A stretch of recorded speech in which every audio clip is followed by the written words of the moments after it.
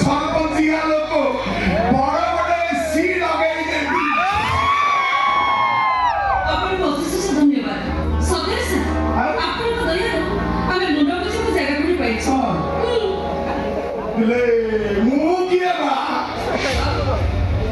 ଜଣେ ଲୋକ ମତେ ଦଉଛି ମୁଁ ତମକୁ ଦଉଛି।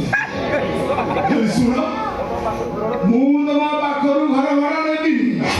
ତମ ସ୍ୱାମୀର ଚାକିରି ପଳେଇଛି ଆଉ ମୋ ଭଉଣୀ ଆର ଗୋଟେ ହାଇକୋର୍ଟ ଓକିଲ ତାରି ପାଖରେ କେସ ପଡ଼ିଛି।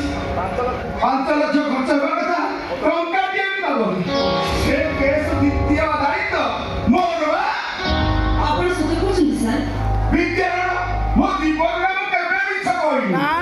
ମିଛ କହିନି? ହବନି ପରା। ହଉନି ନା? ଗୋଟେ କାମ କର ତମ ଦେହ ଧୋଉଛି।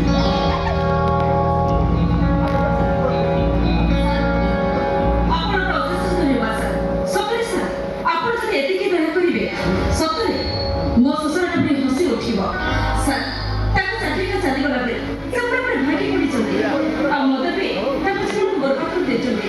ସତରେ ସାର୍ ଘରେ ତାଙ୍କର ବୁଢ଼ା ବାପାଠି ଅଛି ମେଡ଼ିକାଲରେ ସୁପର ଚାକିରି କରୁଛନ୍ତି।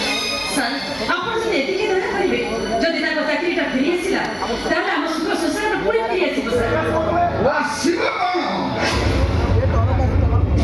ଆସିଗଲା ବୋଲି ଧରିନିଅ। ହେଲେ ମୋର ଟିକେ କଥା ଅଛି। କଣ କହୁନାହାନ୍ତି ସାର୍? ଆପଣ ଯାହା କହିବେ ମୁଁ ଆପଣଙ୍କ ସବୁ କଥା ରଖିବି।